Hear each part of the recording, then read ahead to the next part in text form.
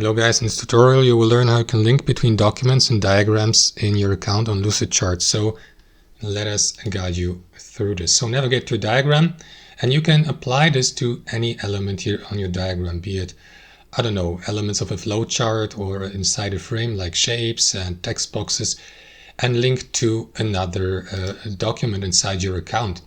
This is how you can do it. Right click into the given element. Let me go with that circle here. And what you want to do is use the option, let me find it really quickly, add link here. Hover your mouse over it and select document. Here click into browse documents and find your document, for example under recent documents, and select one of these. So I will go with this one, select it, click into this button, and now you will see that overview here. And you can, for example, also select the page and decide whether you'd like to open the linked document in a new window, for instance. So there you go. If I hover my mouse over the given shape, you will see that the link has been added to the document, guys. So that's it. Thanks for watching, and I'll see you next time.